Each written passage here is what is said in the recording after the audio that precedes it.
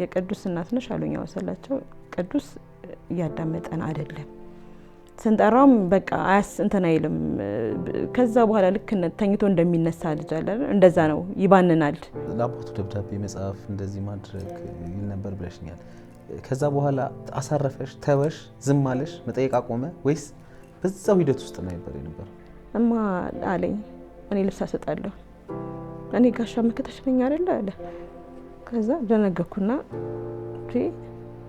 ምን ያልከረው ምናምን ያልኩኝና ቀለልኩበት እኔ ልንገርሽ አንድ ነገር በጣም ብዙ ቀይ መብራት አብርቶልሽ ነበር ልጅሽ ማለት ነገር ለወቅስሽ ፈልጌ አይደለም ግን ሌሎች ነፍሶች ማትረፍ መቻል አለብን እኔ ይሄ ስለሚሰማኝ ነው ከዛ ጮኩኝ ደጅ ላይ ጎረቤታችን ነበር ስጋባ አይቻታለኝ ቅድስ ብዬ ጮኩኝ ልጆች የሚናገሩት ነገር ምናልባት እቺን ቃል ልብ ብላችሁ አድምጡ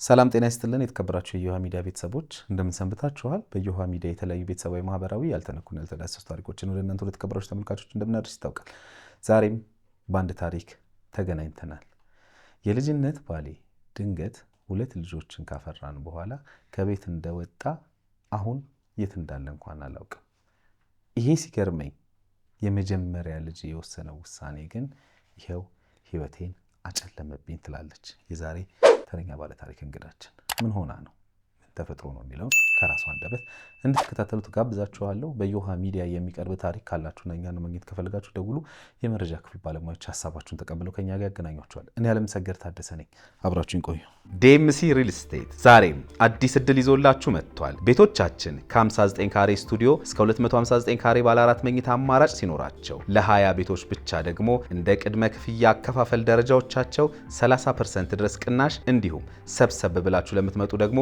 35% ድረስ ቅናሽ ተዘጋጅቷል በተጨማሪም 60% የረጅም ጊዜ ባንክ ብድር ተመቻችቷል ይላል ዴምሲ ሪል ስቴት ለበለጠ መረጃ በ0951 776707 ወይም በ0957 354505 ይደውሉ ዴምሲ ሪል ስቴት ጤና ይስጥልኝ ይህ እዮሃ ሚዲያ ነው በዮሃ ሚዲያ ከምናስተላልፋቸው ወይም ከምናቀርባቸው ባለ ታሪኮች ጎን ለጎን በማዕከላችን የምክክር አገልግሎትን እንደምንሰጥ ይታወቃል በዚህ የምክክር አገልግሎታችን በርካታ ሰዎች እዚህ በአካል በመገኘት አሊያም ደግሞ በኦንላይን አገልግሎቱን እየወሰዱ ይገኛሉ እርሶስ የትኛው የስነ ልቦና ጉዳይ በእጅጉ እያሳሰበውት ነው በተለይ በትዳር ውስጥ አብራችሁ እየኖራችሁ አሊያም ረዘም ላለ የፍቅር ግንኙነት ውስጥ ሆናችሁ ግን ልጅ ባለመውለዳችሁ ምክንያት አለመግባባት ውስጥ ካላችሁ ኑ ወደኛ ስትመጡ በአይነቱ ለየት ያለ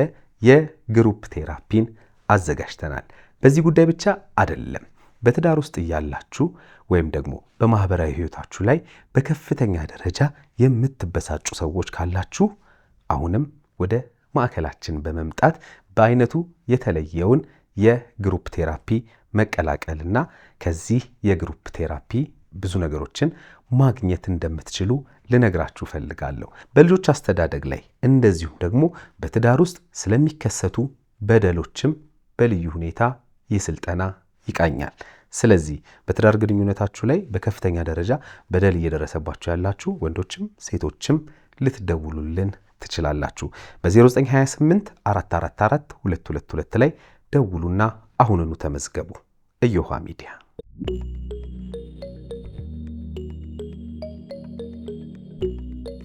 እንዴት ነሽ እግዚአብሔር ይመስገን እንኳን ደህና መጣሽ እንኳን ደህና ቆያችሁ ሰላም ነው አይደል እግዚአብሔር ይመስገን ባለፈው በርግጥ መቀደም ብለሽ መተሽ ነበር ባለሙያ እንድታገኝ ብዬሽ ነበር አገኘሽ አግኝቻለሁ እንዴት ነበር ጥሩ ነበር ያለው ነገር ጥሩ ነው እንዳታቋርጪ እሺ ይጠቅምሻል እንተዋወቅ እስኪ ለተመልካቾች ራስሽን አስተዋውቂልኝ እሺ ትግስት አሰፋ እባላለሁ የሀረር ልጅ ነኝ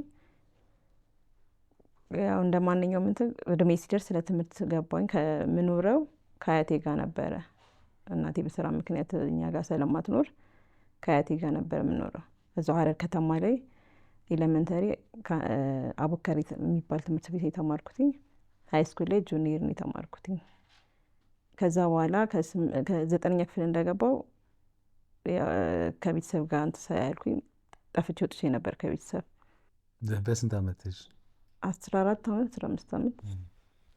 የት ጠፋሽ? ወደ ሶማሌ ክልል ቀብሪ ዳር የሚባል ሀገር እዛ ሂጄ እዛ ክለርክ እንትን ላይ እየሰራሁ ነበረ፣ ሳትኮም ኮንስትራክሽን። በምን ምክንያት ወጣሽ ከቤት? ለምን ጠፋሽ? አላውቀውም እኔ በዛን ሰዓት ያው ልጅነትም ስለሆነ ምንም አላውቀውም። ጓደኛ ምናምን ነበረሽ? የለኝም። ከትልቅ ሴትዮ ጋር ነው የሄድኩት። እኔ እንሂድ ምናምን በላይ ይዛኝ ሄደችው። እዛ ነው ከባለቤቴ ጋር የተገናኘ ነው። እዛ ተገናኘ፣ ይዞኝ መጣ ወደዚህ ወደ አዲስ አበባ። የስንተኛ ክፍል ተማሪ እያለሁ ነች? ከ8 ወደ 9 አልፌ ነው የሄድኩት። 9ና 10 ግን እዛ ተማርኩኝ። ተማርሽ? እዛ ተማርኩኝ። አዲስ አበባ ባለቤቴ እዛው ተገናኘን። ባለቤቴ ወደዚህ ይዞኝ መጣ። እንዴት ነበረ የተዋወቃችሁት? በምን አጋጣሚ ተዋወቃችሁ? ሰርቪስ ነበረ እኛ። እኔ ክለርክ ነው የምሰራው፣ ሳይት ላይ ምናምን ወጣ ነበረ። በዛን ሰዓት ነው የተዋወቅነው። ማለት ያው የዛን ሰዓት እኔ ትንሽ ነኝ፣ ሁሉም የልጅነቴን እንትን ስለሚል ያስጠጉኛል፣ ያዝኑልኛል። ከዛ ከሱ ጋር ወደ ፍቅር ገባን። እዛ ማለት በረሃ ስለሆነ በቃ እዚህ መኖር የለብሽም ብሎ ወደዚህ ይዞ የመጣ ወደ አዲስ አበባ። እዛ ፍቅር ጀምራችሁ ነበር? አዎ እዛ ጀመር። ብዙም አልቆየንም፣ እዛ አመትም አልቆየንም። ወዲያውኑ ወደዚህ የመጣ ነው። እዚህ መጣን። ያው እዚህ የሀገር አቋራጭ ሹፌር ነው። እዛ ሰርቪስ ሆኖ ነበር የመጣው። እዚህ መደበኛ ስራውን ቀጠለ። የመጀመሪያ ልጄን አረገዝኩኝ፣ ወለድኩኝ። ከወለድኩ በኋላ ያው ይሰራል። አብዛኛውን ጊዜ ሹፌር እንትን ፊልድ ነው። ቤት ውስጥ አያቱ ነበሩ፣ ከአያቱ ጋር ነበር የምንኖረው። ያው ከእሳቸው ጋር እየኖረን እሱ ፊልድ እየወጣ ይመጣል። የመጀመሪያ ልጄን ወለድኩኝ። ብዙ ማለት ለአባቱ ልጁም ለልጁ የነበረው ፍቅር ለየት ያለ ነበረ። አባትና ልጅ በጣም እንትን ይሉ ነበረ። እየሄደ እየመጣ ፊልድ እየወጣ እየሄደ እየመጣ በጣም ለልጁ ያለው ነገር ጥሩ ነበር፣ በጣም ከእንትን በላይ ማለት ነው። ቤተሰቦች ያውቃሉ እንደ ይህን ነገር ማድረግሽን ምናምን? ቤተሰቦች እዚህ ከመጣሁ በኋላ ነው ያወቁት። እዚህ ከመጣሁ በኋላ ማለት ደውዬላቸው ምናምን እንጂ ምንም አያውቁም እነሱ። አያቴ ነች እናቴም። ከዛ በኋላ እዚህ ከመጣሁ በኋላ ደወልኩላት፣ እንደዚህ ቦታ ነኝ ያለሁት ምናምን ብዬ ደወልኩላት። ተመለሺ፣ ለምን ልጅ አለሽ ምን ታደርጊያለሽ ምናምን ስትለኝ በቃ ይሄ ነው አግብቻለሁ ምናምን ብዬ አልነገርኳቸውም። ከወለድኩ በኋላ ነው ያወቁት እራሱ። ዘመድ እዚህ መጥተው አገኙኝ መንገድ ላይ ልጅ አዝጌ ነበርና ከዛ በቃ ሚሚን አዲስ አበባ አግኝተናታል እንደዚህ ብላ እናቴ ስጠይቀኝ አዎ ወልጃለሁ አግብቻለሁ ብዬ አልኳት ለእናቴ። በቃ ምንም ማድረግ ስለማይችሉ ተመልሼ አልሄድም፣ ምንም ማድረግ አይችሉም። እዚሁ መኖር ጀመርኩኝ። ከባለቤቴ ጋር ይሰራል። አዎ በጣም ይሰራል፣ ጎበዝ ነው። ለልጁ ለቤቱም ያለው ነገር ጥሩ ነበረ። እዚህ አሁን በህይወት የለም። 6 ዓመት ሲሞላው ሁለተኛ ልጄን ወለድኩኝ። ትንሹም ማለት ነው። በዛን ጊዜ ነው በቃ ፈተናዎች የተደራረቡት፣ በዛን ጊዜ ነበረ። ሁለተኛ ልጄ ላይ ያው የመጀመሪያው ልጅ ላይ በጣም በቃ የሚገባው ነገር ሁሉ ላይ ይደረግለታል። የግል ትምህርት ቤት ነው የሚማረው፣ የሚያስፈልገው ነገር ሁሉ ይሟላለታል። ሁለተኛ ልጄን እንደወለድኩኝ ነፍሰ ጡር ሆኜ ሰው ገጨና እንትን በዋስ ምናምን መጣ መጀመሪያ ላይ ማለት ነው። ከዛ ወልጄ 10 ቀን አልሞላም ታሰረ። ቀጠሮ ነበር፣ ቀጠሮ እንደሄደ በዛው ታሰረ። በቃ እዚህ ጋር ነው እንትን የጀመረው። አራስ ልጅ ይዤ ሸዋሮቢት ሲሄድ ነበረ። በጣም ትንሽዬ ነበር ደግሞ ልጁ።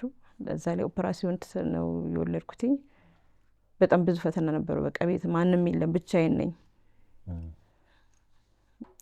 በጣም ብዙ በቃ ያሳለፍኩት። ይሄኛውም ከፍ ያለውን የ6 ዓመቱን ይዤ ነበረ የምሄደው። አባቱን ለማየት ይፈልጋል፣ እሱም ይዞ ሄዳለሁ። ግን እስር ቤት ምናምን መሆኑ ነገር አያውቅም። ትምህርት ቤት ሊማር ነው የገባው ነበር የምለው። መቼ ነው አባ የሚመጣው? ትምህርት ቤት ነው አሁን፣ ትምህርት አልጨረሰም ይለኛል። እኔ ላይ ወስጃ ታየዋለኝ። የወር ቁጭ ብለው ምናምን ያወራሉ። ታዲያ ለምንድን ነው ፖሊስ የተቀመጠው ሲለኝ፣ ትምህርት እነሱም ተማሪዎች ናቸው እንደነሱ ፖሊስ ሊሆን ሲል ፖሊስ ሆኖ ይመጣል እያልኩ ነበር እንትን የምለው። ከዛ ያው ብዙ ጊዜ አልቆየም፣ ስንት አመት ምናምን የተፈረደበት እየተመላለስኩ እየጠየኩትኝ ተፈታ። ያው እንደ በፊቱ ህይወታችን ቀጠለ። ብዙም አልቆየም። ያው በስራ ምክንያት ፊልድ ወጥቶ ነበረ። በዛ ምክንያት በቃ እንደ እሑድ ቀን ነው ጠዋት ሲወጣ እኔ ሰፈር ውስጥ ለቅሶ ነበርኩኝ። አልሄድም ምናምን ብሎኝ ነበር መስመር መጀመሪያ ማታ ላይ አልሄድም ምናምን ብሎኝ ነበረ። ከዛ ደርሼ እስከምመለስ ድረስ ወይ የለም ወጥቷል። አባ የት ሄደ ስላቸው ልጆቹን ልጅ ነበረች ቤት ውስጥ መስመር ሄዳለሁ ብሎ ወጣ አለችኝ። አልሄድም አላለኝም እንዴ ምናምን ብዬ ደወልኩኝ። ስልክ ስደውል ሄጃለሁ፣ ሰኞ እመለሳለሁ፣ በቃ ለቅዱስም ንገሪው፣ ለቅዱስ በቃ በጣም ነው እንትን የሚለውና ለቅዱስ ንገሪው ሄጃለሁ በይና አገናኘሁት። አባ ትመጣለህ ነገ ሲለው አዎ እመጣለሁ ተነጋገሩ። ከዛ ስልክ ዘጋን። እሑድ አደርን። ሰኞ ይመጣል ማለት በቃ እንደ ማንኛውም ቀን ሲመጣ ከመስመር ሲመጣ ውሃ ጥደን ምናምን ነው ለእግሩ የምንጠብቀው። መሸ። ከዛ ልጅቷ ኧረ አባ አይመጣም እንዴ ዛሬ ምንድን ነው ቆየ እኮ አለች። 5 ሰዓት ሆነ ቁጭ ብለን ስንጠብቀው። ልጆቹ ራሱ ትንሹ ራሱ አልተኛም። ከዛ ብንጠብቅ ከዛ በቃ ተኙ፣ እናንተም ተኙ እንተኛ፣ እኔ ጠዋት ስራ ሄዳለሁኝ አልኳቸውኝና ተኛን። ጠዋት ተነሳ፣ እኔ ወደ ስራ ልጄ ትምህርት ቤት አስገባሁኝና ወደ ስራ ሄድኩኝ። ስራ እየሰራው እያለ ነው አንድ ስልክ ተደወለና በቃ የለም ብለውኛል፣ አይመጣም ብለውኛል ብለዋል አለችና እትዬዋ ደወለችልኝ። የት ሄዶ ነው ምናምን ስላት እኔም አላወኩኝም፣ ስልኩን ሰው ነው ያነሳው። ከዛ በቃ ይመጣል፣ ማታ ተመልሶ ይመጣል።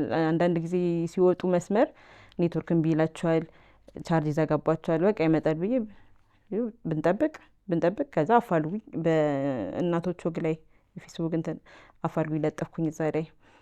ከዛ እዛ ላይ ኤፍኤም 98.1 አይተው እነሱም አፋልጉኝ ለጠፉልኝ። አመት ከምናምን ላይ ማለት ነው። አሁን 5 አመት ባለቤትሽ ይኑር ይሙት አታውቂም? ምንም አላውቅም።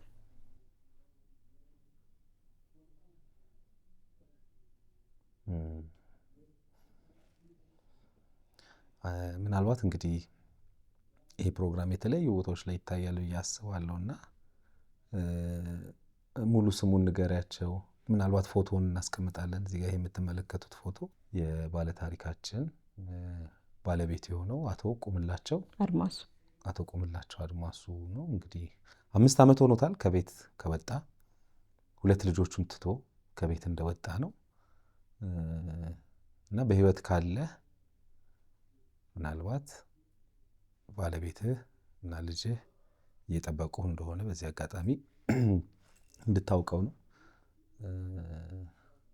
ምን ያህል ስሜቱ ከባድ እንደሆነ መገመት ያን ያህል ያስቸግራል ብዬ አላስብም። አንድ ሰው አለ የለም ብሎ ቀን ከሌት መጠበቅ ማሰብ፣ ይኖር ወይ ይሞት ወይ ብሎ ማሰብ ምን ያህል ከባድ እንደሆነ ለሁላችንም ይህን መገመት አያስቸግርም ብዬ አስባለሁ።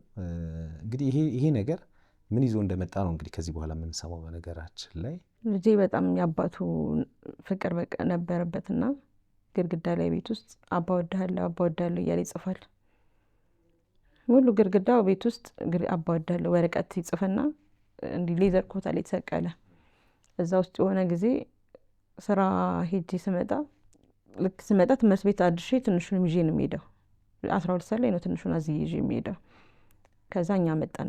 በጊዜ ስንመጣ በር ከፍቼ ልገባ ስል በሩ ክፍት ነው። ምን እንዴ ቅዱስ ቀድሞ ነው እንዴ ምናምን ብዬ ስገባ ሌባ ገብቶ ነበር። ለካ ቴሌቪዥን አንስቶ ሄዷል። ከዛ በቃ ምንም አልኩ። እሱ መጣና ገባና እማ ቴሌቪዥን ውስጥ አለ። አይ ሊሰራ ሄዷል። እንዴ አዲስ አበባ ለምን ይሰራል ምናምን። ከዛ ገባ ጓዳ ገብቶ አባ አንተ ሳይለ ቴሌቪዥናችንን ወሰዱብን፣ አንተ ብትኖር ኖሮ አይወሰድብንም ነበረ እና እማ ብር የላትም ና እናግዛለን ብሎ ጽፎ እንትን ላይ ከተተው ጃኬት ውስጥ ማለት ነው። ከዛ ምንም እንትን አልኩ። ገብቼ ምንድነው ይሄ ወረቀት ብዬ እንትን አልኩትኝና አነሳሁትኝና እንዴ ቅዱስ ምን ሆነክ ነው ቢሰራ አላልኩ ምናምን እንደዚህ ዝም ማለት እናቶቹ ግን በጣም እከታተላለሁ በጣም ብዙ ቁም ነገር ያለበት ስለ ልጆችም ብዙ ቁም ነገር ያለበት ስለሆነ አነሳሁትኝና እናቶቹ ላይ ለቀኩትኝ እኔ ዝም ብዬ ማለት ነው። ከዛ አርብ ቀን ወደ ማታ ላይ ነው የለቀኩትኝ። ቅዳሜ ቀን ዋይፋይ ያለበት ቦታ ሄጄ ከፍቼ ሳይ ብዙ እናቶች ይፈልጉሻል ምናምን እና ብዙ እንትን ብሏል። ከዛ ፊልም 98.1 ይፈልጉሻል እነሱም አፋልጉኝም እንለጥፍልሻለን ምናምን አሉ። ከዛ አናገርኳቸው፣ እነሱ አናገሩኝ። በቃ ለልጁ እኛ ቴሌቪዥን እንገዛለታለን፣ ምንድነው ችግሩ የት ሄዱ ነው አባትየው ምናምን ብለሽ ጠይቆ እንደዚህ ነው ብዬ ነገርኳቸው። ከዛ በቃ ከዛ በኋላ የሚጽፋቸው ነገሮች ሁላ ደፍተሩ ሁላ ማለት ነው አባ ወድሃለሁ፣ ውጤቱ ቀነሰ፣ ትምህርት ቤት የግል ነበረ ማስተምረው ከግል አወጣውና የመንግስት አስገባሁት አቅሙ ስለሌለኝ ማለት ነው። ያም ነገር እንትን አለበት። ለምን አባ ቢኖር እኮ የግል ነበር መማረው፣ ለምንድን ነው የመንግስት ያስገባሽኝ? የመንግስት ትምህርት ቤት እኮ ብዙ ተማሪ ነው ያለው፣ እንደገና በደንብ እየገባኝም አይደለም አለኝ። ከዛ በቃ ምንም ማድረግ ስለማይቻል አሁን በቃ ጥናት እንተልካለሁ፣ ጥናት አስጠናካለሁ፣ የሚያስጠናክ ሰው ፈልግልካለሁ። አሁን ማለት አቀባበላችን ያው የመንግስት ትምህርት ቤት ብዙ ሰው በመንግስት ትምህርት ቤት ውስጥ ነው ሁላችንም ያለፍነው አብዛኞቻችን ብዬ አስባለሁ። እና ዋናው ልጆቻችንን የምናስጠናበት መንገድ ትምህርቱን እንጂ አሁን እንደውም በአሁኑ ሰዓት በጣም በተሻለ ሁኔታ የመንግስት ትምህርት ቤቶች ውስጥ ትምህርት በጥሩ ሁኔታ እየተሰጠ እንዳለ ነው የምናየውና ያው ሰዎች ይችኛው ላይ ትንሽ ብዥታ እንዳይፈጠር የልጆች አቀባበል እኮ ነው። አሁን ልጆች ምንድን ነው የሚያስቡት እንትን ነው የሚመስላቸው እንጂ እኔ ትምህርት ቤቱ በጣም አሪፍ ትምህርት ቤት ነው። ከዛ በኋላ ነው እየወደዱ የመጣው። አሁን እሱ ያየው ምንድነው እዛ ጋር ብር መከፈሉን ነው ያየው እንጂ ብር መከፈሉን ነው እንጂ ያየው እንትን። ከዛ በኋላ እየወደደው እንደውም አሪፍ ነው ማለት ጀመረ። ያቺ እሱ ምንድነው አባቱ አለመኖሩና ብሯን አለመከፈሉ ነው ያልተረዳው። ያችን እንትን ያለው እንጂ ትምህርት ቤቱ በጣም አሪፍ ትምህርት ቤት ነው። እኔ የምመርጠው አሁን ትንሹም ያለው የመንግስት ትምህርት ቤት ነው። ሁሉ ነገር አሪፍ ነው። ከዛ እዛው እየተማረ ያው ማለት አስተማሪዎች መጀመሪያ ላይ ሲገባና ከዛ በኋላ ውጤቱ እየቀነሰ መጣባቸው። ጠሩኝ። የቅዱስ እናት ነሽ አሉኝ። ያወሰላቸው ቅዱስ እያዳመጠን አይደለም፣ ስንጠራውም በቃ እንትን አይልም። ከዛ በኋላ ልክ ተኝቶ እንደሚነሳ ልጅ አለ እንደዛ ነው፣ ይባንናል ምናምን ሲሉ ከዛ እንደዚህ አይነት ችግር አለበት እንደዚህ ስለሆነ ነው ትንሽ እንትን በሉት እስኪ። እኔም ጠዋት ወጥቼ ማታ ነው የምገባው እና ብዙም እንትን አልለውም እንደዚህ። ከዛ በቃ አንዳንድ አስተማሪዎች አሉ እንትን ማለት ጀመሩ፣ ማቅረብ ጀመሩ፣ ያቀርቡታል፣ ያስረዱታል ምናምን። ትንሽ ተመለሰ ደግሞ ትንሽ ወደ ቦታው ተመልሶ ደህና ሆኖ ነበረ። አሁንም ከዛ እንደገና ደግሞ አሁንም እንደገና ወረደ። ያው ከክፍል ወደ ክፍል ስታልፍ እዛ የነበረው አስተማሪ ተከትሎ ከሄድም አሁን እንትን ላይ ስለሆነ ሌላ አስተማሪ ነው የሚቀበለው። ለሁሉም አስተማሪ እየሄድኩ በየዓመቱ እናገራለሁኝ እኔ ያለውን ነገር ማለት ነው። ግን በቃ ምንም አልቀበላለቸው። እሱ የሚያስበው ምንድን ነው አንድና አንድ አባቱን ብቻ ነው የሚያስበው። ትምህርት ተምረህ ጎበዝ መሆን ያለብህ ምናምን ስለው አባ ቢኖር እኮ በደንብ አጠናለሁ በደንብ እንደዚህ እንትን እላለሁ ይላል። አባ ስላለ ብቻ አይደለም መማር ያለብህ፣ ተምረህ ለራስህ ነው እንትን ማለት ለራስህ መሆን አለብህ። የሆነ ጊዜ ምን አለኝ መሰለህ እያሰራሁት የቤት ስራ አናደረኝና ቅዱስ ግን እኮ ለእኔ እኮ አይደለም የምትማረው ለራስህ ነው አልኩትኝ። ከዛ ቆይ አሰባሰባና እማ ግን አለ በቃ አልማር አለ። ለምን ስለው ለአንቺ ካልሆነ የምማረው ባልማርስ? እኔ ለአንቺ መስሎኝ ነበር የምማረው። በቃ እንትንም ሞኝ ነው። እኔ እኮ ለአንቺ መስሎኝ ነበር የምማረው ሲለኝ ወይኔ ይሄ ልጅ በቃ ምንም እንትን አይልም አልኩኝና ከዛ በቃ እንትን እያልኩት ቅዱስ እንደዚህ ነው፣ ቤት ውስጥ እንጫወታለን፣ ይደንሳል። ደግሞ በጣም ፈጣን ነው እንትን ሁሉ ነገር ለመያዝ ከሰው ጋር ከጎረቤት ጋር ያለው ነገር በቃ ቅዱስ ብለህ ከዛ ሰፈር ለመጠየቅ ከትንሽ እስከ ትልቅ ድረስ መልካም ልጅ ነው የነበረው። እንትን መልካም ነው በቃ የቤተክርስቲያን ልጅ ነው። ከትምህርት ቤት ሲወጣ ሚካኤል አካባቢ ነው ትምህርት ቤቱ። ከሚካኤል ሲወጣ ከትምህርት ቤት ሲወጣ ሚካኤል ገብቶ ነው ወደ ቤቱ የሚመለሰው ራሱ። ትምህርት ቤትም ውጤቱ ቢቀንስም እነሱም እግዚአብሔር ይስጣቸው ከጥበቃ እስከ ላይ ድረስ ያሉት በቃ እንትን ይሉታል።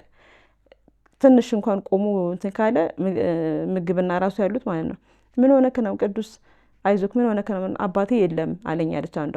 አባቴ እኮ ስለሌለ እኮ ነው ናፍቆኝ ነው ሲለኛል። ይመጣል የሁላችንም አባት እኮ ስለ ስራ ሄዶ ይቆያል። እኔ አላቅም አለች እንትን ሚስጥሩን አላቅም አለች ለእኔ ስነገረኝ። ግን የሁላችንም አባት እኮ ስራ ሄዶ እኮ ይቆያል። ብዙ ዓመት ቆይቷል አሁን የኔ አባት ስለው ትልቅ እኮ ነሽ አንቺ ስለኝ እኮ ትንሽ ሆኜ እንዳንተ ትንሽ ሆኜ ሄዶ ቆይቷል ይመጣል አለችኝ እኮ ስሟን ጠርቶ እንደዚህ አለችኝ እኮ። ስለሆነቷን እኮ ነው አሁን የኔም አባት የለም አይደለ? አሁንም የኔ ቤተሰቦች እኔ ጋር የሉም አባቴም የለም። እንደዛ ማን ቆይቶ ስታድግ ደግሞ ይመጣል። አንተ ግን እስከዛ ድረስ ጎበዝ ተማሪ መሆን አለብህ፣ ጠንካራ መሆን አለብህ እለዋለሁ ሁሌ። በቃ ቤት ስንገባ አንለያይም። ትምህርት የሚለየን ትምህርት ቤት ሲሄዱ ነው። በቃ ሁለቱ ትምህርት ቤት ሲሄዱ ቤት ውስጥ የትም አልወጣም እኔ ከእነሱ ጋር ነው። ወጥተሽ ከጓደኞች ጋር ትዝናኙ ሲለኝ እኔ ከእናንተ ጋር ነው የኔ እንትን መዝናናት ከእናንተ ጋር ነው። አንተ ትልቅ ስትሆን ናታን እና አንተ አንድ ላይ ትሄዳላችሁ የዛን ነው እንትን እምለው እላቸዋለሁኝ። ብቻ ማለት ቅዱስ እንደ ልጅ ሩቅ አሳቢ ነው። እኔ አድጌ እንደዚህ ፎቅ ቤት ሰርቼልሽ እንደዚህ አድርጌልሽ ለናታን እንደዚህ አድርጌለት እኔ አሁን ሳድግ ናታንም ትልቅ ይሆናል። ለ6 ዓመት ነው የሚበላለጡት። ናታንም ትልቅ ይሆናል 6 ዓመት ትበልጣለህ ትልቅ ይሆናል። በቃ ግን እኔ ስለምቀርመው ለናታንም መኪና ላንቺም ፎቅ ብዙ ነገር ነው በቃ ማድረግላችሁ። እዚህ ቤት አንኖርም፣ አባታችንም የለም፣ እዚህ ቤት መኖር የለብንም። ሁሉ ጊዜ የሚለው እንደዛ ነው። አንተ ብቻ ትምህርትህን ተማር። ለትምህርት ነው ትኩረት መስጠት ያለብህ ቅዱስ። ለትምህርትንም ናታንን አስጠና፣ አንተ አጥና። ያልገባክን ነገር ለእኔ ነገር እኔ ካልቻልኩኝ ለመምህራኖቹ እነግራቸዋለሁ ደውዬ። የሁሉንም መምህራኖች ስልክ ይዣለሁኝ እኔ። የሆነ ነገር ማለት ልጆች ትምህርት ቤት ስትልክ እኛ ትምህርት ቤት ሲሄዱ ነው እንጂ የምናውቀው መንገድ ላይ ምን እንደሚያደርጉ አናውቅም። ትምህርት ቤቱም ሊያስቸግሩ ይችላሉ። ቤት ያላቸው ባህሪና ትምህርት ቤት ያላቸው ባህሪ አንድ ላይ ሆነ ይችላል። በጓደኛ ምክንያት የሆነ እንትን ሊሉ ይችላል። ስለዚህ እኔ ስልክ ተቀብዬ ቅዱስ እንዴት ነው ምን አይነት ባህሪ ያለው ብዬ ጠይቃለሁ። ባህሪው ጥሩ ልጅ ነው፣ ምንም አይነት እንትን የለበትም። ግን ጨዋታ አሁን ደግሞ ጨዋታ ልጅ ስለሆነ ጨዋታ መሮጥ ነው በቃ እስከሚያልበው ድረስ ነው የሚሮጠው። ሌላ ምንም ችግር የለበትም። ትምህርቱ ላይ በቃ በትምህርቱን በጣም ተከታታዩ በደንብ ተከታታዩ ያኔ ማለት በተቻለኝ መጠን እከታተለዋለሁ።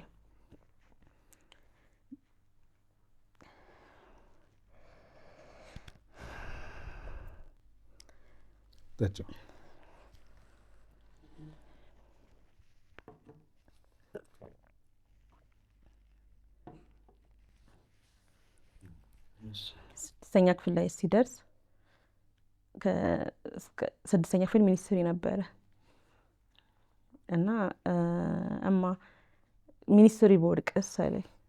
ችግር አለው ብትወድቅ ታዲያ ወደቀ ገና ልጅ ነህ አንተ ብትወድቅ ምንም ማለት አይደለም አልኩኝ። ወይ በዚህ ትምህርት ተወድቆበታል። ከዛ ደነገኩኝ። እንዴ ምን ማለት ነው ስለ ተወድቆ አይደለም እንደዚሁም አይቻል ነው። በጣም ከባድ ነው። ከባድ ሁሉም ነገር ከባድ ነው፣ ግን ካላጠናከው ይከብድካል። ከዛ እሺ በቃ ብቻ ማለፍና መውደቄን እስቲ ብቻ ላጣራ አለኝ። ታልፋለህ አወድቃለሁ ብለክ ለጭንቅላት አትንገረው። ታልፋለህ እንደምታልፍ ታምኝበታለሽ እንደማልፍ ታውቂያለሽ ሲለኝ አውቃለሁኝ። ታልፋለህ አልኩኝ። እሺ አለ። ከ6 በቃ እንደዛ ሲል ፈራሁኝ እኔ ራሱ። ምን ይሄ ልጅ ምን አስቦ ነው እንደዚህ ያለው? እና የሆነች ልጅ አለች ወይኔ አለምጽ እንደዚህ እኮ አለኝ ይሄ ልጅ ምናምን ስላት እና በሲባጎ ነው ስል ብዬ የምሞተው የዛን ሰዓት ማለት 6ኛ ክፍል ወይኔ እንደዚህ ያለኝ እኮ ምናምን ብዬ እኔ ፈራሁኝ። ምንም መጀመሪያ ምንም አልመሰለኝም ነበር። ከዛ ወይኔ ጉዴ ፈላ ምንድን ነው የሚለው? ከዛ አይደረግም እንደዚህ ኃጢአት ነው እንደዚህ ያለክ ሰው ራሱ ኃጢአተኛ እንደዚህ አይደረግም ምናምን ብዬ እንትን አልኩት። ከዛ መከክ ቤተክርስቲያን ጸበል አሰምቀዋለሁ ወስደዋለሁኝ። ከዛ ከ6 ወደ 7 አለፈ። ያለፈ ራሱ የተለቀቀ ዳታ ሄጂ ሰው ቤት ነው ስልኬን ራሱ ይዤ ለማጣራት መጀመሪያ ስጃይስት ከዛ ሲታሳዩ በቃ ግቢውን በአንድ እግር ነው ያቆሙ። ይሮጥ ወደዛ ሲል ከዛ በቃ አለፈ። 7ን ገባ። 7 እየተማረ ትምህርት ቤት ላይ ተማሪዎች ያስቸግሩታል ይመስለኛል፣ ግን አይናገርም። እኔ ከተማሪም ጋር እንዳትጣላ መምህርም እንዳታስቸግር፣ መምህራኖች ቢመቱ ቢቆጣችሁ ለራሳችሁ ብለው ነው፣ አንተ እውቀት እንድትይዝ ነው። ማንኛውም መምህር ከኛ በላይ አብዛኛውን ጊዜ የሚውሉት ከኛ በላይ ትምህርት ቤት ነው። ባህሪያቸውን በደንብ የሚያውቁት ደግሞ እነሱ ናቸው። እኛ አይደለም እንትን መልስ እኛ ጋር ማታ ነው የሚመጡት። እና ያንን ሁላ ስነግረው ለእኛ ብለው ነው እንደሚመቱን የሚቆጡን የሚመቱን፣ አዎ አንተ እውቀት እንድትይዝ ብለው ነው ብዬ እለዋለሁ። ከመምህራኖቹ ጋር በጣም በቃ ቲቸር እንትና እኮ እንደዚህ ቢል፣ ቲቸር እንትና እኮ ኳስ አጫውቶኝ፣ ቲቸር እንደ ቤት ሲገባ የእነሱን ስም ሳይጠራ እንትን አይል። ዛሬ ትምህርት እንዴት ነበር ቅዱስ ምናምን ስለው እንደዚህ ዛሬ ብታይ ቲቸር እንትና ኳስ አጫወተኝ፣ አይሲቲ ያስገባኝ ምናምን። በቃ አሁን እኮ ጎበዝ ስለሆንክ ነው እንደዛ እንትን የሚሉ የሚንከባከቡ፣ ጎበዝ ተማሪ ስለሆንክ እኮ በዚህ ቀጥል። ከዛ ክረምት ሲሆን ከወንድሙ ጋር ምንም ማድረግ ስለማልችል ወንድሙና እሱ ናቸው ቤት ውስጥ የሚውሉት። እኔ ስራ ሄዳለሁኝ፣ ጠዋት ወጥቼ 12 ወጥቼ ማታ 10 ነው የምገባው። እስከዛ ድረስ አብረው ነው የሚውሉት ተያይዞ። በቃ ማለት ቁርኝነታቸው የሁለቱ የተለየ ነው። በቃ እንደዚህ ሽንት ቤት ሲሄዳውን ሽንት ቤት በር ላይ ቆሞ ነው የሚጠብቀው ትንሹ። ትልቁ ከሄደ በር ላይ ቆሞ ቅዱሴ ጠብቅ ና እኔ እንኳን ስለ ለእኔ ክብለሱ ነው በቃ ፍቅሩ። ሲተኙ በቃ ዞረው እንደዚህ ድንብል ተቃቅፈው ነው ሁለቱ። የተለየ ፍቅር ነው በቃ ያላቸው። እንደ አባቱም እንደ ወንድሙንም የሚያየው ትንሹ በቃ ተያይዘው ተቃቅፈው ሲጫወቱ ምን ሲሉ፣ ትልቁም አያምነውም። ወጣ ሲል ናታን ብሎ ይጮኋል፣ ትንሹም ቅዱስ ብሎ ይጮኋል።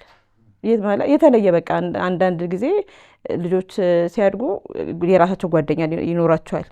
እሱ ግን በቃ ይሄ እሱ ነው ጓደኛው። ልጆች ቢኖሩም ሰፈር ውስጥ ልጆች አሉ። 13 ዓመት አሁን ሰኔ 8 ነበር 13 ዓመቱ። የ13 ዓመት ልጅ የራሱ ጓደኞች ከፍ ያሉ ጓደኞች ነው ሊኖረው የሚቀሱ፣ ግን ትንሾች ናቸው። ከ2 ዓመት እስከ 5 ዓመት እስከ 7 ዓመት ድረስ ያሉ ናቸው ጓደኞቹ። ከእነሱ ጋር የሚጫወተው ሰፈሩን በቃ ግቢ አይደለም እንትን ነው። ቅዱስ እያሉ እንዳለ ተሰብስበው የሚመጡት ምናምን በጣም ህጻናቶች ናቸው። እንዲህ ከፍ ያለ ጓደኛ ራሱ የለው ከህጻናቶች ጋር ከኩዮች ጋር ሆነ አንተ ምናምን ስል እነሱ ይሻሉኛል ከእነሱ ጋር የሚጫወተው ብሎ ከእነሱ ጋር ነው ወደዛ ቤት ውስጥም ሰርቼላቸው የልኩን ነገር ካለቀ ራሱ ሰርቶ ይጠብቀኛል። ወንድም አረ ተቃጠለት ወንድሜ እንዳይረበው ብዬ ነው የምሰራለት። አሳቢ ለኔ እውነት እስማሙ ለፍስ ቅዱስ በጣም አሳቢ፣ እንደ ልጅ አይደለም። ቅዱስ ማለት እንደ ልጅ አይደለም። ሁሉ ነገሩን በቃ ለኔ ያለው ነገር ለወንድሙ ያለው ነገር በቃ የተለየ እንጃ። በዚህ እድሜ እንደዚህ አይነት ጭንቅላቱ የተለየ ማሳብ ነበረው። 7ኛ ክፍል ላይ ነው። 7ኛ ክፍል ከ7 ወደ 8 ነበረ ያለን እንትን በቃ መጨረሻ ላይ ሰኔ ላይ ነበረ ሰርተፊኬት የሚሰጠው። ቤተክርስቲያን እንሄዳለን፣ ጉባኤ ወስዳቸዋለሁኝ አንዳንድ ቦታ ይዣቸው። በቃ እኛ ስንሄድም ስንመጣም አብረን ነው። ሱቅም ስወጣ እንዲህ ከመሸ ተያይዘን ነው የምንወጣው። ቤት ውስጥ ሆኜ እኔ ወደ ጓዳ ከገባው እፈራለሁ ማርያምን። ቅዱስና ብዬ ቅዱስን ይዤ ነው እንደ እንትን የምገባው ማለት ለእኔ ማለት ነው። በቃ ሁሉ ነገሬ ነው። መብራት ሲጠፋ እንደ እንትን እማኔ ሊያዝሽ ብሎ ነው እኔ እንዳትፈሪ ብሎ እጄን ይዘኛል። መብራት ሲጠፋ እንኳን ማለት በቃ ራሱ እንዴት ነው የሚቆጥረው ለቤቱ እሱ ነው በቃ ትልቅ እንትን አድርጎ የሚቆጥረው ማለት ነው። ሰኔ 29 ጠዋት ላይ ነው ቤተክርስቲያን ጠዋት ተነስቶ በር ላይ ቆሞ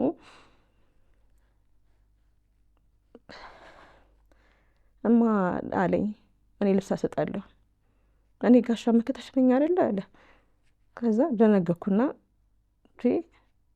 ምን እያልክ ነው ምናምን አልኩኝና ቀለድኩበት። ደገመው መልሶ ማለት ነው። አሁን ቶሎ በልና ልብሳችሁን ልበሱ ነው ቤተክርስቲያን እንሂድ። ከዛ ጎረቤታችን ወጣችና ቅዱስ ያንተ ጎበዝ አይደልክ? አዎ ነክ አለችው እሷ። እኔ በቃ ግራ ገባኝ። እንደዛ ሲል በጠዋት ነው ተነስቶ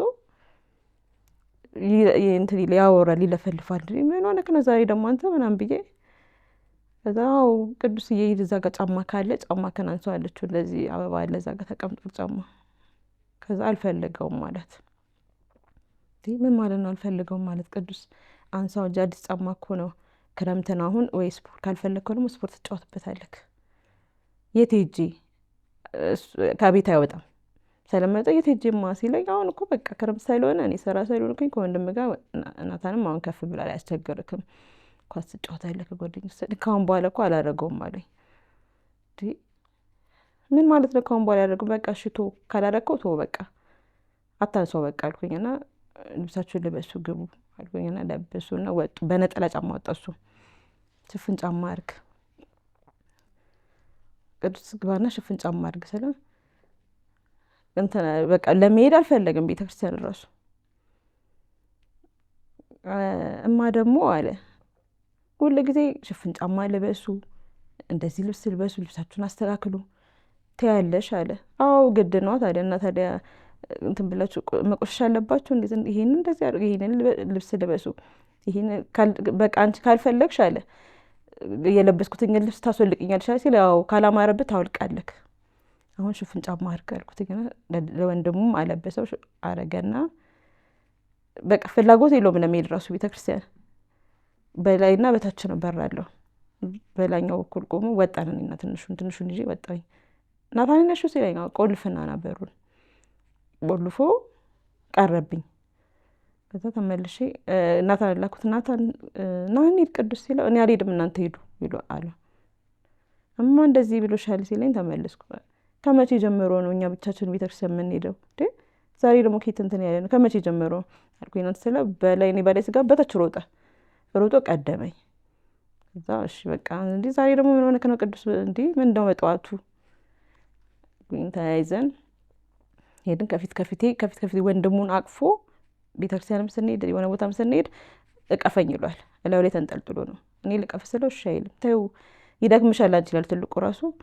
ወይኔ ቅዱስ ገደለክ እኮ ይሄ ልጅ ምን ይሻልክ አለ እንትን እያለክ ነው ስለው፣ እማ ተይው እኔ አቅፈዋለሁ። አቅፎት ደረስን ቤተክርስቲያን ተሳለምን። ትምህርት ቤቱ እዛ ጋር ስለነበር የወላጆች ቀን ነበር ሰኔ 29 ገባን ትምህርት ቤት። ስንገባ ወላጆች ብዙ አልመጡ፣ ሰዓቱ ገና ስለነበረ እሺ በቃ ቆይ እኔ እቤት ላድርሳችሁና ቁርሳችሁን አብልቻችሁ ተመልሼ እመጣለሁ አልኩኝና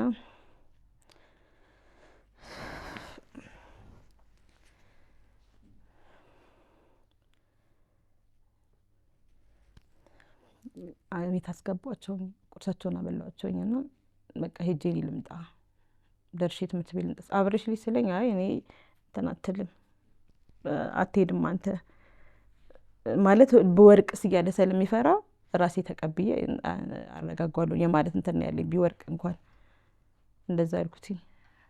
ትሄጃለሽ አንቺ ሲለኝ አሁን ሄጃለኝ። ስወጣ 5 ሰዓት ነበረ ከቤት ስወጣ። ሄድኩኝ ትምህርት ቤት ደረስኩኝ። ወላይ ተበትኗል። በየክፍሉ ነበር ሰርተፍኬት እየተሰጠ የነበረው።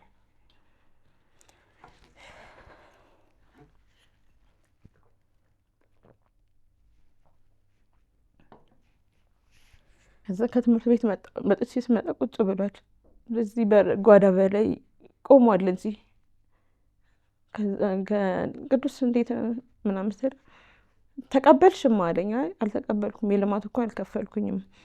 እንትና የልማት ስላልከፈልኩኝ አልተሰጥም። የልማት ያልከፈለ ሰው አይሰጥም። ብዙ ሰው እኛ ብቻ ነን ሲለኝ፣ ኧረ ብዙ ሰው አልከፈለም፣ ሰው ተዘናግቶ ብዙ ሰው አልከፈለም። እና በቃ ነገ ይከፈላል ስለው፣ ነገ እኮ የናታን ሰርተፍኬት ነው አለኝ።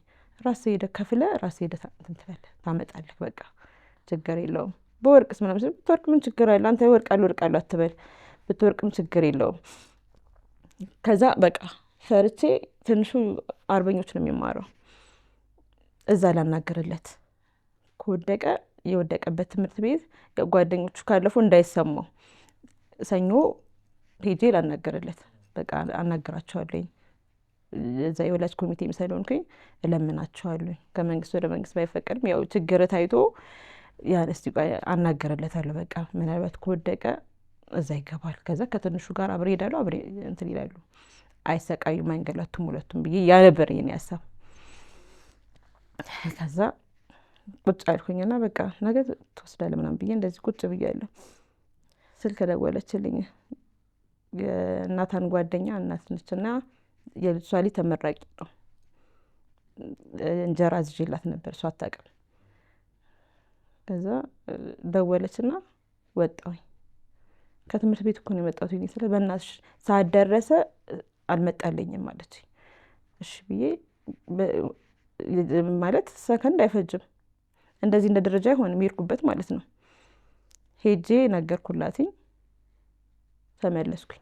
መንገድ ላይ ሌላ ጊዜ መንገድ ላይም ከሰው ጋር ቆሜ አወራለሁ። የሆነ ቦታ ወይ ሱቅ ላይ የሆነ ቦታ እገባለሁ። የዛን ቀን ግን እሑድ ቀን እኔ ከቤት መውጣት አልፈልግም። ልጆቼን ይዤ ከልጆቼ ጋር መጫወት ነው የምፈልገው። የትም አልሄድም እኔ። ቅዳሜ የምሰራውን ስራ ልብስ ማጥብ ከሆነ ምናምን የሚያስፈልጋቸውን ነገር ቅዳሜ ሰራርቼ እሑድ ቁጭ ብለን ሲጫወቱ ሲጨፍሩ ምን ሲሉ እማ ቀረጭኝ፣ እማ እንደዚህ አድርጊኝ፣ እማ እንደዚህ ሁኚ። በቃ ስልኬ ሙሉ ለእሳት ሊሆንብኝ ነው መሰለኝ። የእሱ ፎቶ ነው ሙሉ ሲጨፍር። አርቲስት ልሁን የፈለገ ሁን ብቻ ሁን ብቻ አንተን ምን ልሁን በቃ ጨዋታው ያለው ከኔ ጋር ያለው እንትን እማ እንደዚህ እንዴት ልሁን እንዴት ልጨፍርልሽ ምንኛ ልጨፍርልሽ በቃ ቤት ውስጥ ያለው ነገር ያን ነገር ስላለ ያ እሑድ ያ ነው በቃ የኛ እንትን ፕሮግራማችን ቤት ውስጥ መዝለል መጨፈር ነው። ተነሺ እንደዚህ ሁኚ ላይ ይወጣሉ ምን ይላል በቃ ምንም እንትን። ከዛ ሄድኩና እዚህ ላይ ተመለስኩ። ስመጣ ትንሽ ልጅ ደጅ ላይ ናታን ያለው። ከዛ ማለት ውጭ ተለያይቶ አያውቁም፣ በፍጹም አይለያዩም። ብቻውን ሳገኘው ጊዜ ናታን ምን ሆነክ ነው? ቅዱስ ስለው እቤት አለልሽ አለኝ። እንዴት አምኖት ወግዛ ደግሞ እንዴት ተማመናችሁ ብዬ ገባሁኝ። ቤት ስገባ ቤቱ ክፍት ነው፣ ብርግድ ብሏል። ቤትም አሁን ከእኔ በላይ በጣም የሚጠነቀቀው እሱ ቤት በር ዘግቶ ነው። ወደ ጓዳ ከገባ በር ዘግቶ ነው የሚቀመጠው። ልጁን ይዞ የዛን ቀን ክፍት ነው። ከዛ ስልክ ደግሞ ይዤ አልወጣሁም። ስልክ ፊት ለፊት ላይ ነው የእኔ ስልክ ያለ። ወይኔ ቅዱስ ስልኬን አንስተውት ቢሄዱ ሰይ መንገር ነው ለምን ክፍት አደረክ ምናምን ብዬ ስል ምንም አይናገርም። አንዳንድ ጊዜ ልክ የኔን ድምፅ ሲሰማ መጋረጃ ስር ይደበቃል። ይደበቅና ያስደነግጠኛል። አሁን ስታየኝ ናት ሮጠ ገብተህ የተደበቅኳ ምናምን ብዬ መጋረጃ ውስጥ ተደበቅኩኝ። እኔም ላስደነግጠው ተደበቅኩ። ምንም እንትን አይልም። አንተ ምን ሆነክ ነው? ጓዳም የለክም እንዲህ ቆጥ ላይ ወተክ ነው እንዲህ ብዬ ማለት ነው። እንዲህ ክፍት ስራው መጋረጃውን ክፍት ሳደርገው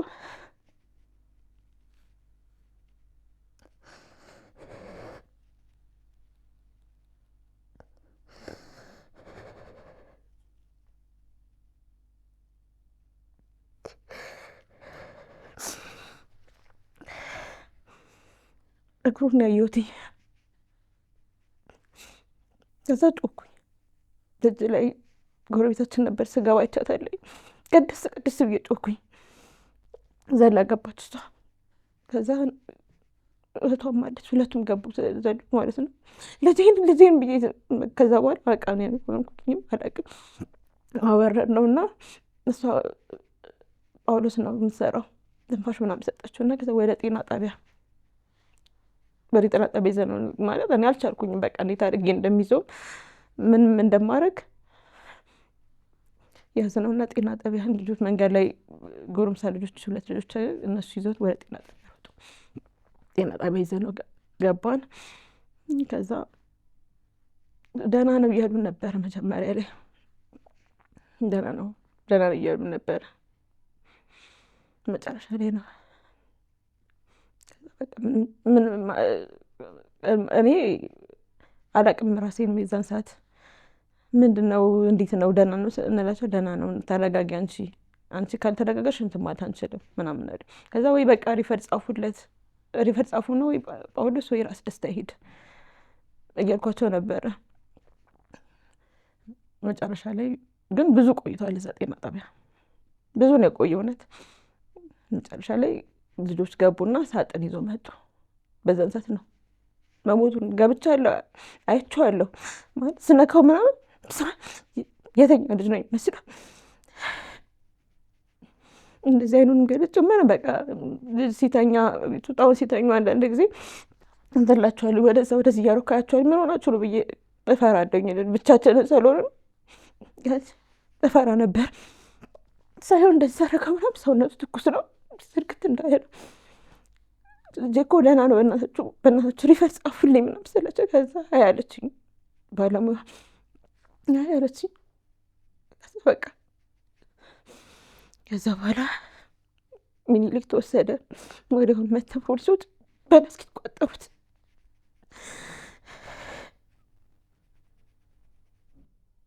ቤታችሁ ለእንደዚህ አይነት አደጋ ለማድረስ ራስ ላይ ምቹ ነበር? ቆጥ አለው። የቆጡ ጣራው ላይ የሆነች እንጨት አለች። እንደዚህ እንጨቷ ላይ ነው ያሰራው። እጁ እንዴት እንዳሰረለት ምን አይነት ገመድ አስሮ ነው እንደው በሱ አቅም? እኔም ግራ የገባኝ እሱ ነው። ፖሊሶች ሲወስዱት እኔ አላየሁኝም። እንትን ነገር ነች አሉ፣ የጫማ ክር የምትመስል ነገር ነች አሉ። በጣም ቀጭን ነች አሉ። ይህን ያሉ እንኳን የሚያደርስ አይደለም ነው ያሉት እነሱ። ምን እጁ እንዴት ጨክኖ እንዴት እንዳሰረለት። ሰርተፍኬት ሰኞ ሄደህ ታመጣለህ ብዬው አልሽኝ፣ በ30 ማለት ነው። ሄደሽ ይህንን ነግረሽው ቤት ከዛ ተመልሰሽ ወጥተሽ ነው ለሴትዮዋ መልእክት ያደረሽላት? አዎ ነግሬው ነው፣ መጀመሪያ ነግሬው ነው። እሱ ገብተሽ ነግረሽ ትምህርቱ ላይ አሁን 2 ጊዜ በሁለቱም አጋጣሚ ስትነግሪኝ 6ኛ ክፍልም 7ኛ ክፍልም በወድቅስ ይለኝ ነበር፣ እንደዚህ ነገር ይለኝ ነበር። ይህ ነገር ተደጋግሟል እና ማለት ትቆጩ ነበር። ይሄ መውደቅ የለብም ማለት እንደዚህ አይነት ያው አንዳንድ እናቶች እንደሚሉት ማለት ነው፣ ጎበዝ ተማሪ መሆን አለብህ፣ ነገ የሆነ ትልቅ ደረጃ መድረስ አለብህ። ይሄ እንደዚህ አይነት ማስጠንቀቂያዎች ነበሩ አንቺ ጋር? ቁጣ አልቆጣም፣ ጎበዝ እንደሚሆን እንዲሆን ነግረዋለኝ። ማለት ራሱን እንዲያሳምን ወድቃለሁ ብሎ እንዳያሳምን አጥና ምናምን ብያውን አልጫ ነው ያለበትም ካለበትም እንትን አንጻር አንድ ቀንም አጥና አይለውም። እኔ ጎበዙን ነው እንጂ ከወደክ ምናምን የሚል ነገር የለም። ማያይ እንደዛ አይደለውም። ለአባቱ ደብዳቤ መጽሐፍ እንደዚህ ማድረግ ይል ነበር ብለሽኛል። ከዛ በኋላ አሳረፈሽ፣ ተወሽ፣ ዝም አለሽ? መጠየቅ አቆመ ወይስ በዛው ሂደት ውስጥ ነው ነበር የነበረው? ይጠይቃል። እየጠየቀ የሆነ ሰዓት ላይ ብቻ ተስፋ ቆርጫለሁ፣ በቃ ካሁን በኋላ እንደማይመጣ ተስፋ ቆርጫለሁ አለኝ። እንዴ ለምን ተስፋ ትቆርጣለህ? አንተ ምን ሆነህ ነው ተስፋ? አንዳንድ ጊዜ የሚናገራቸው ነገሮች የሆነ በቃ ከሱ የማጠብቀው ነገር ስለሆነ ደነግጣለሁኝ። ምን ማለት ነው ተስፋ መቁረጥ ማለት? ቅዱስ አንተ እኮ ገና ልጅ ነህ፣ እንዴት ተስፋ ቆርጣለህ ይባላል? ተስፋ የሚቆርጥ ሰው እንደዚህ አይደለም፣ አንተ ገና ልጅ ነህ ምናምን። ምን አይተህ ነው ስል አይ አባስ በቃ እንደማይመጣ አውቄያለሁ። ልጆች የሚናገሩት ነገር ምናልባት እቺን ቃል ልብ ብላችሁ አድምጡኝ። ማለት ልጆች በተለይ ደግሞ ልጆችን ለብቻችሁ የምታሳድጉ ወላጆች ወይ እናት ብቻሽ ልጆችን እያሳደግሽ ያለሽ አባታቸውን የሚያውቁ ሆኖም ግን ማግኘት ያልቻሉ በጭራሽ ማግኘት ያልቻሉ ወይ እውነታው ያልተነገራቸው በሕይወትም የሌላ አባትም ከሆነ እውነታው ያልተነገራቸው ልጆች የምታሳድጊ እናት ወይ አባትም ሆነ ብቻን እያሳደግክ ልጆቹ እናታቸውን የሚያውቁና ግን የማይገናኙ ትኑር አትኑር የማያውቁ ከሆነ እስኪ ወደኋላ መለስ ብላችሁ ያሏችሁን ነገሮች በሙሉ አጢኗቸው። እኔ ልንገርሽ አንድ ነገር፣ በጣም ብዙ ቀይ መብራት አብርቶልሽ ነበር ልጅሽ። እውነት ለመናገር ልወቅስሽ ፈልጌ አይደለም፣ ግን ሌሎች ነፍሶች ማትረፍ መቻል አለብን። እኔ ይሄ ስለሚሰማኝ ነው። ብዙ ቀይ መብራት አብርቶልሻል። አይ ነው አንቺ እናት ነሽ፣ ይሄን ላትረጂም ትችያለሽ። ምክንያቱም እዛ ጋር ብዙ የሚያሳስብሽ ነገር አለ። የነሱን ቀለብ፣ የነሱን ልብስ፣ እነሱን ለማኖር የምትፍጨረጨሪያቸው ሂደቶች በሙሉ አንቺን በብዙ ነገር ሊወጥሩሽ ይችላሉ። ግን ቀይ መብራት አብርቶ ነበር ይሄ ልጅ ብዬ አስባለሁ። እኔ አሁን አንቺ ከነገርሽኝ ታሪክ ተነስቼ ማለት ነው። ምክንያቱም እኔ ራሴን እንደዚህ ባደርግስ ብሎሻል ከዚህ በፊት። እኔ እኮ አላስፈልግም፣ እኔ እኮ እንደዚህ። ይሄ በጣም የእርዳታ ጥሪ ናቸው እነዚህ። በነገራችን ላይ እነዚህ ሰዎች እኮ አድኑኝ የሚሉበት ነው ይሄ ማለት እና ልብ ልንል ይገባል። ወላጆች እባካችሁ ልጆች እንደዚህ አይነት ነገሮችን ከተናገሯችሁ በቃ አድኑን እያሉ ነው፣ እየለመኑ ነው፣ እየተማጸኑ ነው ማለት ነው። በቃ የባለሙያ እገዛ እዚህ ጋር ነው የሚያስፈልጋቸው። ውሰዷቸው ወደ ባለሙያ። በብዙ ነገር መጠንከር መቻል አለባቸው። በብዙ ነገር መደገፍ መቻል አለባቸው። ከዛ በተጨማሪ ይሄ የምንነግርበት ሂደት ለምሳሌ አንዳንድ ጊዜ ወላጅ የሌላቸው ለምሳሌ በህይወት ወላጆቻቸው የሌሉ ግን ሳይነገራቸው ልጆች አንደኛው ወላጅ ነጠላ ወላጅ ሆኖ ያሳድጋል። እነዛ ልጆች ስለዛ ወላጅ ስለ ወላጃቸው ምን እንደሚያስቡ አናውቅም። እውነት በጣም ክፉ ክፉ ነገር የሚያስቡ ልጆች አሉ። እና ይሄንን እንዴት አድርገን ነው መንገር ያለብን? በየትኛው የዕድሜ ክልላቸው ምን አይነት የባህሪ ለውጥ እያመጡ ነው? ንግግራቸው ምን እየሆነ ነው? ምን እየተናገሩ ነው የሚለውን በደንብ ልብ ብላችሁ አጥኖት ሰጥታችሁ ማየት አለባችሁ ብዬ አስባለሁ። የባለሙያ እገዛ እዚህ ጋር ነው ልጆቹ የሚያስፈልጋቸው፣ በጣም ያስፈልጋቸው፣ መዳን ስላለባቸው። የእርዳታ ጥሪ እኮ ነው የሚያስተላልፉልን። አድኑን እኮ ነው የሚሉት። ይሄ ልጅ እኮ አድኑኝ እያለ ነው። ያው አልተረዳኑም እንጂ ምክንያቱም በቃ ብዙ ቀይ መብራቶችን አሳይቶሻል፣ በጣም ብዙ። ግን አንቺ ላይ አልፈርድም። ምክንያቱም ይሄንን ላትረጂ ትችላለሽ። ከስነ ልቦና አንጻር ይሄ ልጅ ምን እየደረሰበት ነው፣ ምን አይነት ጫናዎችን እያሳለፈ ነው የሚለውን እንደ ወላጅ ላትረጂው ትችላለሽ። ግን ሌሎች ይሄ ታሪክ ሊያስተምራችሁ ይገባል። ልጆቻችን ምን አይነት ነገር እያሳለፉ ነው፣ በምን አይነት ሂደት ውስጥ እያለፉ ነው፣ ምን እየተናገሩ ነው፣ ምን እየነገሩን ነው። ይህን በደንብ ልብ ብላችሁ እንደው ልጆቻችሁን ብትታደጉ በጣም ደስ ይለኛል። በቃ ወደ እምነት ቦታቸው ጥሩ ነው። አንቺም ወስደሻል፣ ነግረሽኛል። ወደ እምነት ቦታቸው በመሄድ ጠንካራ እንዲሆኑ ከእውነታው ጋር ተጋፍጠው እንዲኖሩ ማለማመድ መቻል አለብን። አለበለዛ ቢያልፉት እንኳን ይህን ስቴጅ ቢያልፉት እንኳን በኋላ በቀጣይ ህይወታቸው ላይ ደግሞ ሌሎች ከባድ የስነ ልቦና ጫናዎች ይፈጠሩባቸዋልና እዚህ ጋር እንደው በጣም ቆም ብለን ማሰብ ማየት መቻል አለብን ለማለት ፈልጌ ነው። እዚህ ደረጃ ላይ እንደደርስ እኔ ብዙ ጥሪ ያለው አሁንም በተቻለኝ ሕክምና ባለሙያ ጋር ባልወስደውም በተቻለኝ መጠን ያንን ነገር እንዲረሳ ቤት ውስጥ ራሴ በምችለው አቅም ማለት ያንን ነገር እንደዚህ የተናገራቸውን ነገሮች እንዳያስባቸው በቃ ነው። ብዙ ጊዜ በምክር ይቀበላል፣ ምክሮችን ይቀበላል። በቃ ያለውን ነገር አንዳንድ የሚነግረኝን ነገር እንደዚህ ነው፣ በቃ እንደዚህ አይነት ነገር እንደዚህ አይደረግም፣ እንደዚህ ነው ምናምን ብዬ አስረዳዋለሁ። ይቀበላል። ጥሪ ያለውኝ እኔ በተቻለኝ አቅም ወደ እምነት ቦታ ላይም በመውሰድ ከዛ ምን አደረኩኝ መሰለክ፣ ይህን ሲያስብ እንትን አስገባሁት ቴኳንዶ። እዛ ጋር እንትን አላቸው፣ ስነ ምግባር አላቸው። ያ እንትን እንዲል ከባለሙያው ጋር ተነጋግሬ እንደዚህ ስለሆነ ያን እንትን እንዲል ስለው ገባ። በቃ እዛ ላይ ብዙ እየሰራ 1 አመት ተመርቋል። እና ያንን ነገር እየረሳው ነበረ። በጣም ነው ማዝነው በደረሰብሽ ነገር። ያሳዝናል፣ ልብ ይሰብራል፣ በቃ በጣም ያስከፋል። ግን ሌሎች ደግሞ መትረፍ አለባቸው ብዬ አስባለሁና ሁለተኛ ያንቺ ልጅ አሁን ትንሹ ልጅ አይቷል ይሄን ነገር? እኔ በወቅቱ ይሄ አላቅም፣ እቤት አለልሽ ነው ያለው። ግን አሁን ላይ ናታን እቤት አይገባም።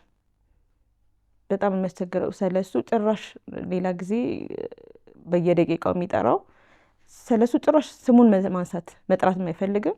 ምንም ነገር የሱን ፎቶ እንኳን ሴ ማለት ነው እንደዚህ ቀስ ብሎ እንደዚህ በጎን ነው የሚያው። በጎን ያዋለ ፎቶ አብረው የተነሱት እንትን ማን ይሄ ስል አንቺ ነሽ ነው የሚለው። የሱን የቅዱስን ፎቶ አንቺ ነሽ። ስንት አመቱ ነው? 7 አመቱ። እዚህ እንድታመጪው ብዬሽ ነበር። ይዤው መጥቼ ነበር በቀደም። አገኘው ባለሙያ አወራ? አላገኘሁም፣ አላወራም። እኔን ያወራኝ። ኦኬ፣ የመጀመሪያው አንቺ ሴክሽን እኔን ያወራኝ እና በቃ እንደ ልጅ ማውራት ነበረበት፣ ስለሱ መጠየቅ ነበረበት፣ የት ሄዱን ምናምን ማለት ነበረበት። ምንም አይነት ነገር ጭራሽ ስለሱ ምንም አይነት ነገር ልክ ይዘን ወደ ሕክምና ይዘነው ስንወጣሉ ወንድሜ አይመለስም እያለ ነበር አሉ። ሲያለቅስ ነበር። ወንድሜ እኮ አይመለስም እያለ ነበር አሉ። ከዛ በኋላ በቃ ምንም አያነሳም፣ እቤት አይገባም።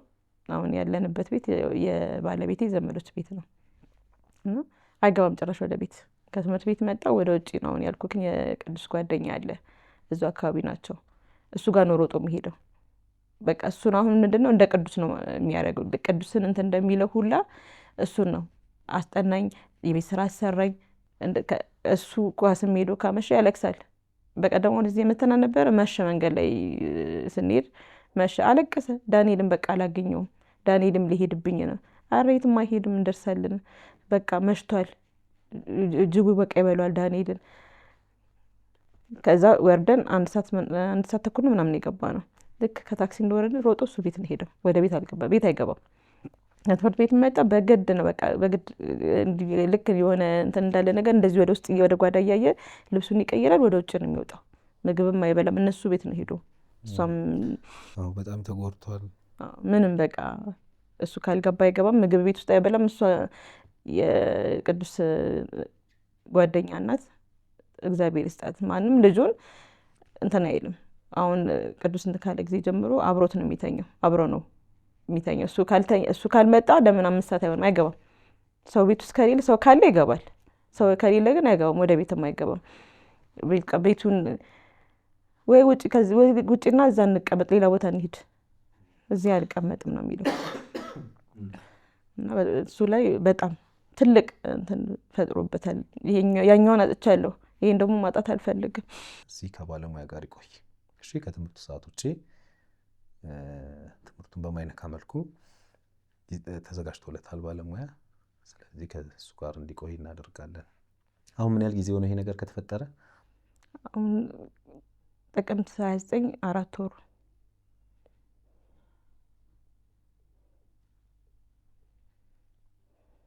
እኔ ግን በቃ ማለት እዛው እኔ ያለሁት እዛው ሰኔ 29 ያለን ይመስለኝ። ወጥቼ ሁላ ጠብቆ አድርገን አንድ ጊዜ ከትምህርት ቤት ቀድሜው ከገባው ትንሽ ቆየት ካለ ወጥቼ ጠብቀዋለሁኝ። ቤት ውስጥ ብቻዬን መቀመጥ እፈራለሁኝ፣ እነሱ ከሌሉ ብቻዬን መቀመጥ እፈራለሁኝ ነው። ወጥቼ ቁጭ ብዬ እጠብቀዋለሁኝ። አሁንም በቃ እየወጣሁ እጠብቀዋለሁ። ፎቶ ምናምን በቃ ጠዋት አብረን ተኝተን ስንነሳ ማደናደርሽ በማለት ነው የሚጀምረው። ያ ነገር ነው ስነሳ በቃ ያ ነገር ነው ጭንቅላቴ ላይ እንትን የምለው።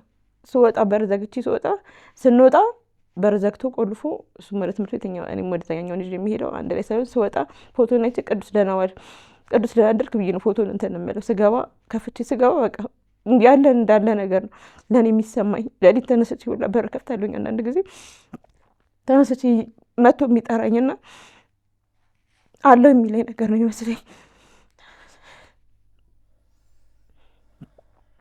አይዞሽ፣ ያው እግዚአብሔር የወደደውን ነው የሚያደርገው አይደለ? ስለዚህ ያፋየሽ እኮ ሕፃን ልጅ እኮ ነው ገና። አይ ነው በጣም ይገባኛል። ታሞ እኮ ቢሆን አንድ ቀን አስታምሜ ቢሆን ምንም አይቆጨኝም። በሰከንድ ውስጥ ልጄ አቤት እማ እያለኝ አጣሁትኝ።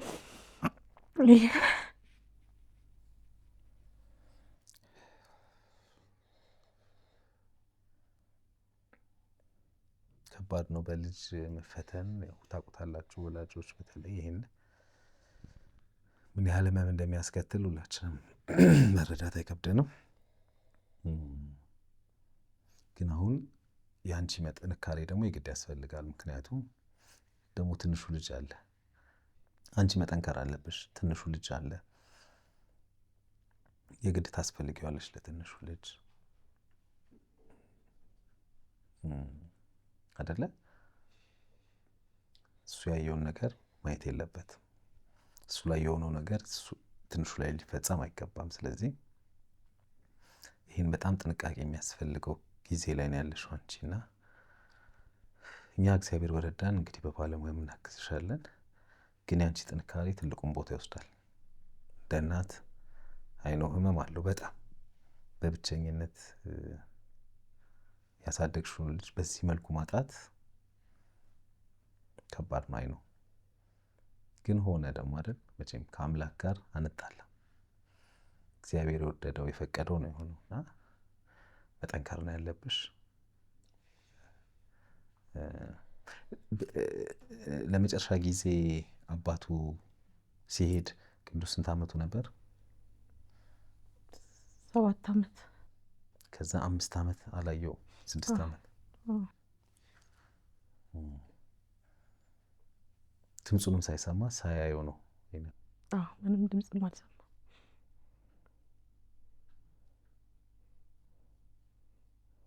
በጣም ከባድ ነው። እንግዲህ አላውቅም ባለቤትሽም ወይም የቅዱስ አባት ያለበት ነው ሁኔታ አናውቅም። እንግዲህ እንደነገርሽኝ ኑር ይሙትም እንኳን አታውቂም። ለሱም ይሄ ማየት ከባድ ሊሆን ይችላል ካለ እንኳን ኢቨን በህይወት ግን በህይወት ካለ ያው የሆነው ይሄ ነው። አሁን ደግሞ አንተንም እየፈለጉ ነው። እናትም ልጅም ማለት ነው በጣም ታስፈልጋቸዋለህ ካለህ በህይወት ወይም ደግሞ ይህን መረጃ የምታውቁ ሰዎች ካላችሁ በትክክሉ ለዚች እናት ብንነግራት ቢነገራት ባይ ነኝ። በህይወትም ከሌለ የተፈጠረውን ሁኔታ በደንብ መረዳት መቻል አለባት ብዬ ስለማስብ ማለት ነው። ከባድ ነው እንደዚህ አይነት ነገሮችን መስማት በጣም ከባድ ነው።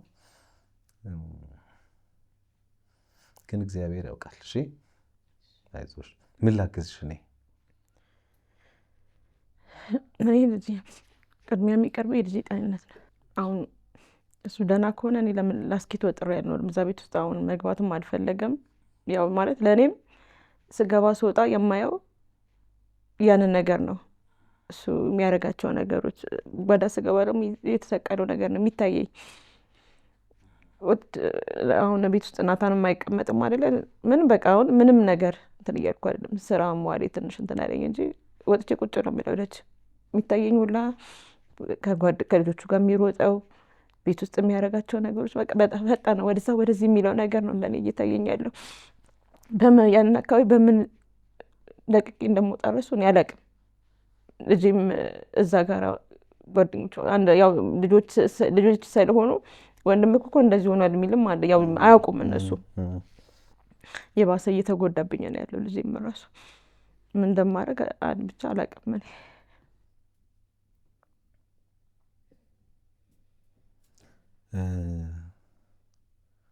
አዎ ያንን ነገር ማየቱ ምናልባት ራሱን ችሎ የሚቀሰቅሰው ነገር ይኖራል ብዬ አስባለሁ። የቀበሌ ቤት ነው የምትኖሩት? አዎ። እናንተ ብቻ ናችሁ ያላችሁት ቤት ውስጥ የነበራችሁት? እኛ ነው የምንኖረው። ኦኬ። የት አካባቢ ነው ቀበሌያችሁ? አዲስ ከተማ። አዲስ ከተማ ክፍለ ከተማ። ወረዳ ስንት ነው? ወረዳ 6። ወረዳ 6። ስለዚህ የቀበሌ ቤት በምትክ ይቀየራል። መቀየር የማይችልበት እንትን አለው። ምን አለው? እነ ነው የሚለው እነ ቁምላቸው ነው የሚለው። ቁምላቸው ማለት ባለቤትሽ ነው? ባለቤቴ ነው። እህቶቹ ከሰራሉ።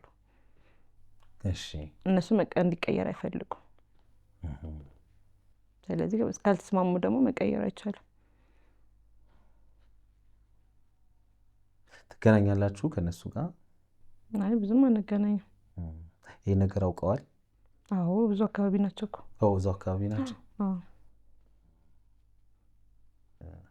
በመጨረሻ የምታስተላልፊው ነገር አለሽ?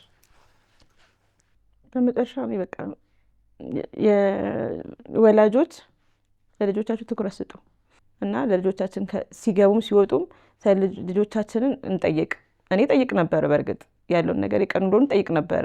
ያው የሚደብቁት ነገር ይኖራቸው የራስ ሚስጥር እኮ ይኖራል ይለኛል አንዳንድ ጊዜ እና የሚደብቁት ነገር ሊኖራቸው ይችላል። ግን በቃ ትምህርት ቤት ላይ ያለውን ነገር ሄዶ ወላጆች መጠየቅ አለባቸው። ልጆቻቸውን በደንብ እንትን ማለት አለባቸው። በምን በአሁኑ ሰዓት ልጆቻችን በምን እንደምናጣቸው አናውቅም።